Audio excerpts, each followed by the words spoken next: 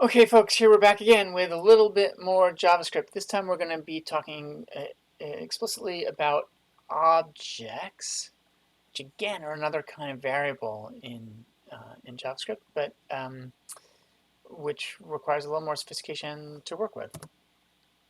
Uh, so objects are a kind of variable that are a little bit like an array in that they are made up of parts, of elements. But in an object, the parts have their own names. And the parts of an object are called properties. But if that part is a function, so if the property is a function, we give it a special name. We call it a method. So we talk about object properties and object methods. So we're going to work our way up to a somewhat complex view of objects with a kind of dumb example, and then we'll take a historical example, and then we will continue along those lines. So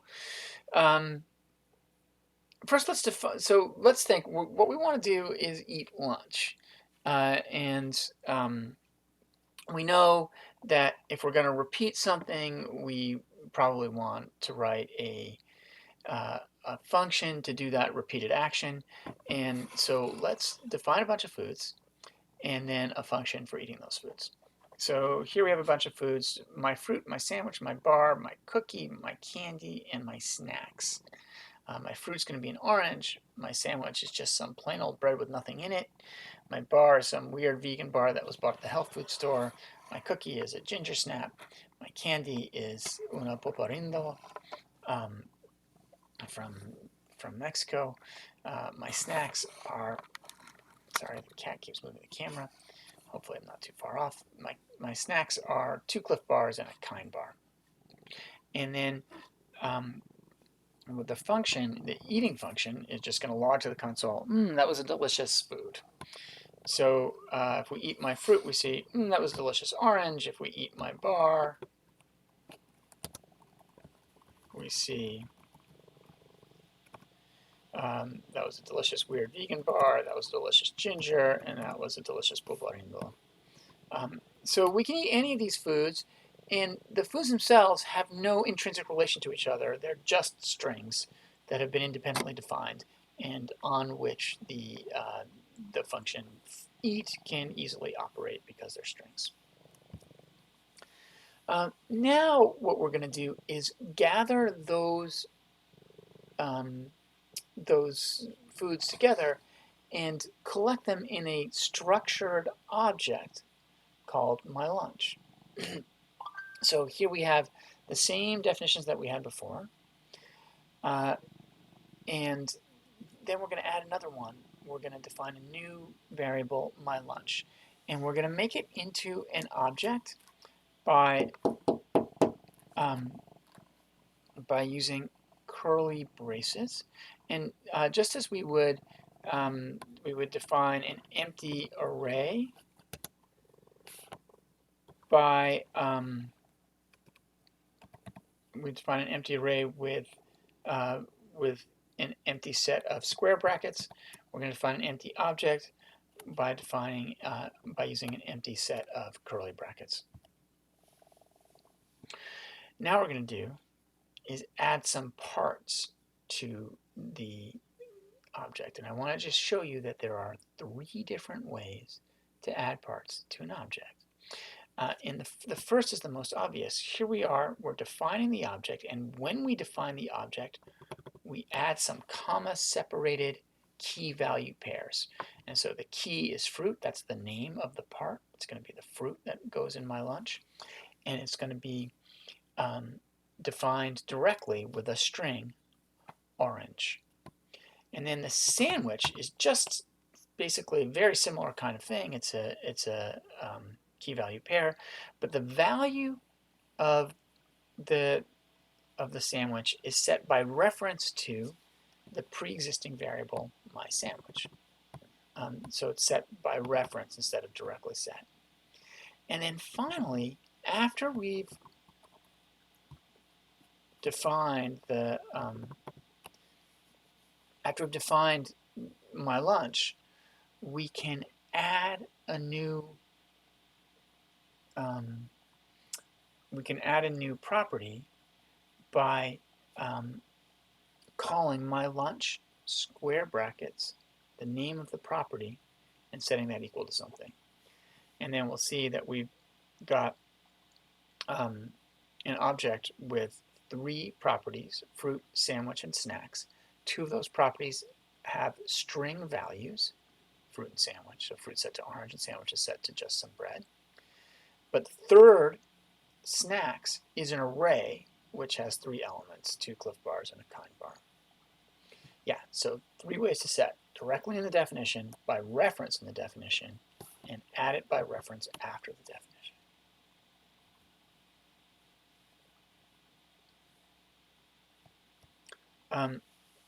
So here maybe it'll be easier to see this a little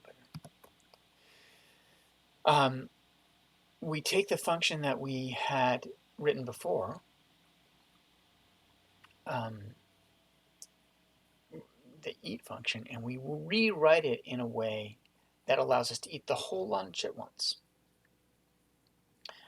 So the function of eating lunch will take some object as its parameter and then create a bunch of outputs based on the properties of that object. So we're going to construct our return value. We start with an empty string and then we add. I'll start with some fruit. I'll start with my fruit. Now I want to eat my sandwich, and then I want to eat all of my snacks. And the output is going to be, I'll start with my orange. Next, I want to just eat some bread. I love my Cliff Bar. I love my other Cliff Bar. I love my Kind Bar. So if you expect to receive an object, then you're going to have to write a function that can manage, that can make reference to the properties of that object. In this case, we expect the object to have a set of properties defined, and we don't think about what might happen if it don't have those properties. When we define objects, we can make them arbitrarily complex, and we note here that I added a new property, dessert, and dessert is itself an object. So dessert has properties cookie and candy, which also have values. And I'm just showing you maybe another way that we can refer to the pieces of an object. We can use the dot notation, which we talked about last time. So if I write, I don't know if this will work actually.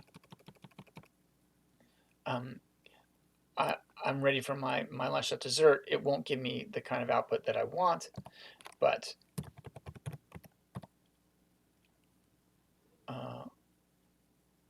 this should work.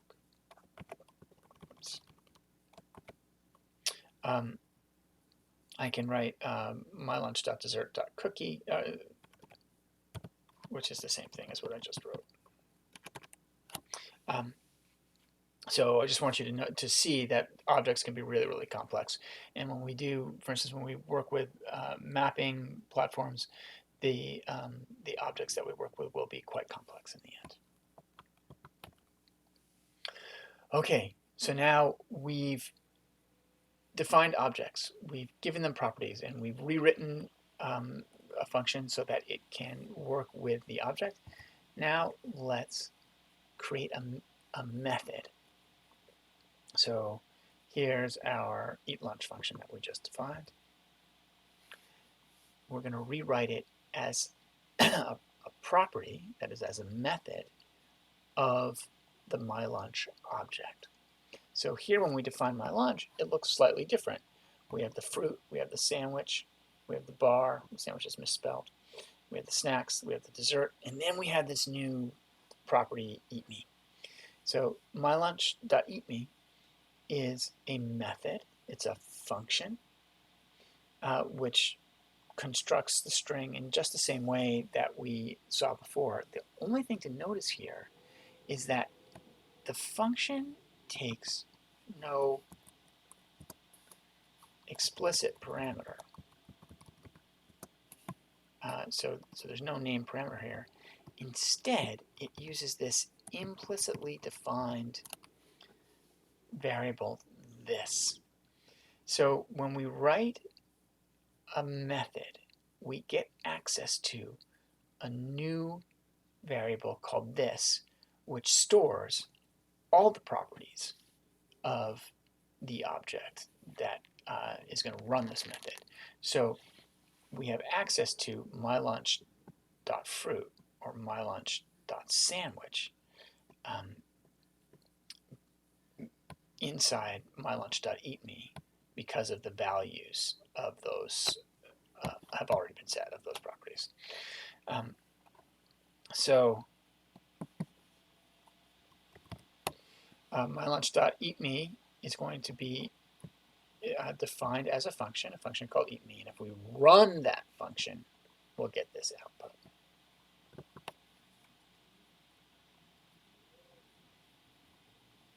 Okay, so that's already a lot. You may be feeling a little bit lost. Let's try to apply some of what we just learned to thinking about history in an admittedly simplistic way. So let's define an object to refer to World War I, the Great War. So we're going to call it Great War.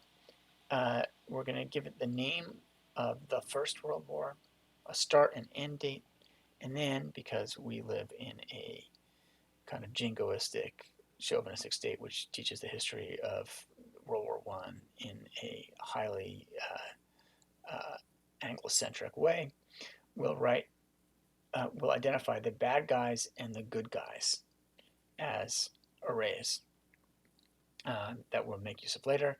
And then we'll also, just for fun, identify the scale of the war, which is catastrophic. And we can do something that we've already kind of seen before. We've seen something very similar. We can build a sentence. The First World War lasted for 4 years. Right, and you can see how this time we're using object properties to construct the sentence instead of, I believe the last time we did this, we used array elements. We can start to make a more complex version of our definition of the Great War. And we can also add some battles. This is an array. It just has one element in it right now, the Battle of Vimy Ridge. And so we've got our first thing, this little sentence about the Great War. And then we have a reference, and this is just to show you some slightly more complex references. Great War dot battles sub-0, the first element of the array, and we'll take the name of that first element. Great War dot battle sub-0 dot name was ferocious and horrific. There were 34,000 casualties. If we scroll on here, we'll see that's what the output was. Okay.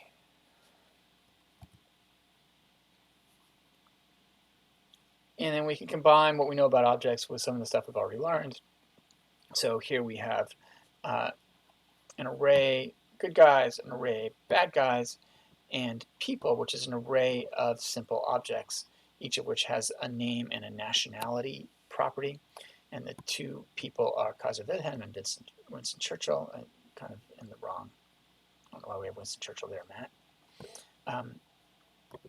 It's kind of unimportant in World War I. So what we're going to do now is loop through the array of people for person of people. We're going to check to see if the array bad guys, and we haven't learned this before, but it shouldn't be too hard to follow. If the array bad guys includes the nationality property of that particular person, then we will say boo. So let's see what happens. So when we loop through the people, the first time we got to Kaiser Wilhelm, and the nationality property of that first object, the first element in the array, was DE. So we check to see if DE is included in bad guys, and in fact it is. And so because this evaluates true, we perform the action that is in between the curly braces, and we get bool. Now, when we get to Winston Churchill, the value of nationality of nat is UK. We check to see if bad guys includes UK, and it doesn't because we're writing from this very patriotic perspective, and so we don't bother saying anything. And now we can do the same thing with an else statement. We're going to boo again when we get to Kaiser Wilhelm. But then, because Winston Churchill doesn't get booed, he's going to get yayed instead.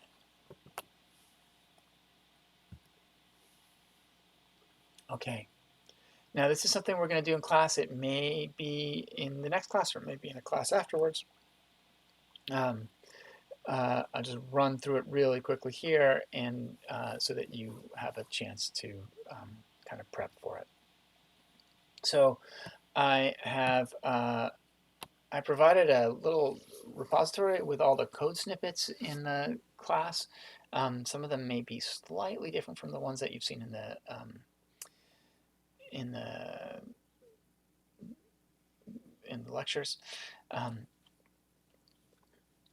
But if you download it, then you'll have access to all the code, and so you'll be able to run it yourself and modify it and play with it a little bit. So here we define a little array of JavaScript objects.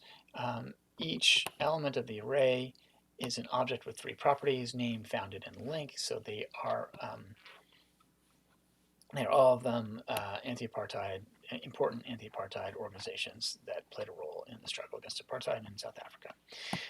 So then we define orgs, we set it equal to an array here. And then right here, we just check to see what the value is, and this is the value. You can see, I think, how much it is like JSON.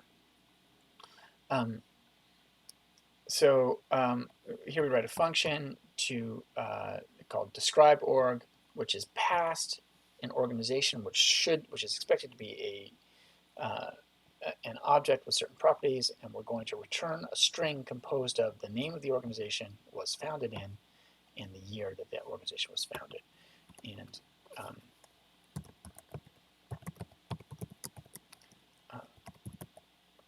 just going to remind you that this is the property.